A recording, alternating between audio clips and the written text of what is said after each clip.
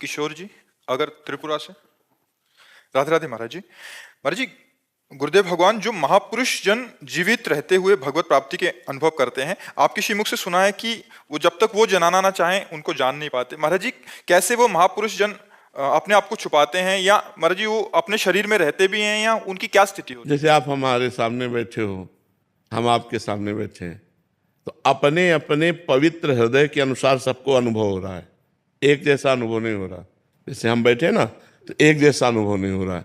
किसी को संत नजर आ रहे हैं, किसी को भगवान नजर आ रहे हैं, किसी को गुरुदेव नजर आ रहे हैं, किसी को एक बढ़िया व्यक्ति नजर आ रहा है।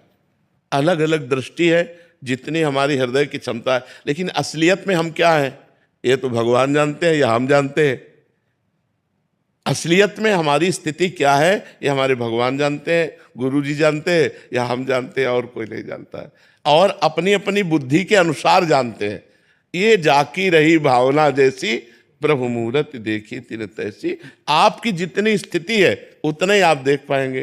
तो हमारी जितनी लेवल है हम उतने तो देख पाएंगे। तो महापुरुषों को हम कैसे पहचान सकते हैं? जब तक स्वयं में स्थिति नहीं होगी तब तक हम संतों को बाहरी किसी लक्षण से नहीं पहचान सकते। हो सकता है हम पाखंड को संत मान लें, संतों को पाखंड मान लें। बड़ा विचित्र खेल है। अब अंदर की बात कैसे जानी जा सके? और बाहर का अभिनय तो नौटंकी नाटक में भी साधुता का लोग अच्छा कर लेते हैं, तो अभिनय को ही हम देख सकते हैं, आंतरिक स्थिति को तो देख नहीं सकते। क्योंकि आंतरिक स्थिति देखने के लिए ज्ञान नेत्र चाहिए, और वो है नहीं। जब तक ज्ञान के नेत्र नहीं होंगे तब तक हम संतों को पहचान नहीं सकते। महाराज जी, थोड़ा सा तो आइडिया होगा कैसे, मतलब उन संतों को कैसे पहचाने? बिल्कुल आइडिया नहीं है। सच्चाई बात की पूछो तो बिल्कुल आइडिया नहीं है। काल ने मिने जब संत वेश धारण किया तो हनुमान जी ज्ञानी नाम अग्रगण्यम है ना, बुद्धिमताम वरिष्ठम, ज्ञानी नाम अग्रगण्यम बुद्धिमताम वरिष्ठम। वो भी जाके कालनेमी को प्रणाम किए, और वो सब वर्णन करने लगा कि राम रावण का युद्ध हो रहा है, लक्ष्मण जी को।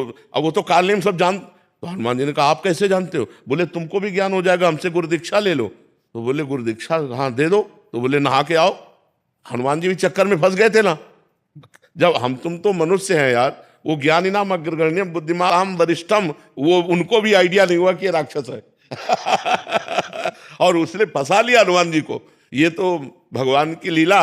एक मगरमच्छ जब वो खाने को दौड़ा तो उन्होंने मारा, तब वो देव रूप धारण करके बोला कि हमारा तो उद्धार हो गया आपके कर कमल से।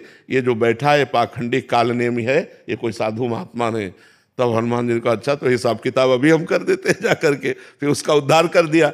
तो जब इतने बड़े महान पुरुष हनुमान जी महाराज कालनेमी को जाकर के उसके वेश को प्रणाम करते हैं और उसकी बात में आ जाते हैं, तो दंभी पाखंडी नाटक कैसे पहचाना जा सकता है? सत्य मार्ग तो जब हम बहुत काल, जब बहुकाल करी सत्संगा, हम बहुत काल उनका संग करें, तब हमें पता चलेगा कि हमारे आचरणों में परिवर्तन आया कि नहीं। फिर भी वो हम अपने से पहचानेंगे। अगर उनके संग से हमारा गंदा भाव छूटता है और हमारे अंदर अच्छे भाव आते हैं तो साधु हैं। हमारे गंदे आचरण छूटते गए, हमारा भगवान से प्रेम होने लगा, हमारा जीवन बदल गया, तो साधु संग हुआ। जिसके संग से हमारा जीवन बदल जाए, जिसके पास बैठने से हमारे हृदय को शांति मिलने लगे, जिनको देखने से ऐसा लगने लगे कि आज हमारा जीवन सफल हुआ, बस यही कुछ बाहरी बातें हैं। अन्यथा संत को पहचानना बड़ा कठिन है। देवर्षि नारद जी ने लिखा है, मात संगस्त दुर्लभ हो। महापुरुषों का संग मिलना बड़ा दुर्लभ है, और मिल जाए तो अगम्य पहचानना बड़ा कठिन है। क्योंकि बाहरी वेशभूषा ये सब नाटक में भी की जाती है, साधुता की स्थिति की पहचान होती है। वैसे वास्तविक भगवान ने साधुता की पहचान 15वें अध्याय में श्लोक में जो निर्माण अमोहा जित संग दोषा अध्यात्म नित्या विनिवृत्त कामा द्वंद्वैर विमुक्ता सुख दुख संगई, ये लक्षण पाने चाहिए।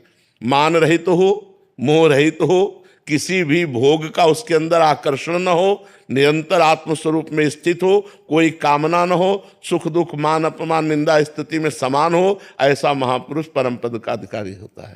पर अब ये सब बाहरी बातें हम देख सकते हैं, आंतरिक बातें देखने के लिए ज्ञान नेत्र चाहिए। इसीलिए कहा तो महापुरुषों को बिल्कुल आइडिया नहीं लग सकता कि कौन सही है कौन गलत है, वो भगवान ही जानते हैं। पर स्वामी जी, आपकी वाणी से बदलाव आता है तो निश्चय हमको अनुभव होता है कि सच्चे संत का क्या है, अपने आप ही बदलाव आने लगता है। अब हम सच्चे हैं कि कच्चे हैं ये हम तो नहीं कहते, लेकिन भगवान के हैं ये पक्के हैं। भगवान के सिवा हमारा कोई नहीं, ये हम कच्चे कि पक्के तो भगवान जाने, लेकिन भगवान हमारे पक्के हैं, ये इसमें कोई संशय नहीं। भगवान के सिवा हमारा कोई नहीं, उन्हीं के सहारे पूरा बचपन से अभी तक जीवन चला है। अब आगे जितने क्षण जीना है उन्हीं के सहारे जीना है, उन्हें वही है हमारे। हम बचपन से जिसकी खोज में चले थे, हम बस उसी में रहना चाहते हैं, अन्य नहीं। और जितने जुड़े हैं तो केवल भजन, जो हम समाज सेवा कर पावे नहीं, केवल भजन। भजन में लगो, भजन ही सबका कल्याण करेगा, अपना भी और दूसरे का भी।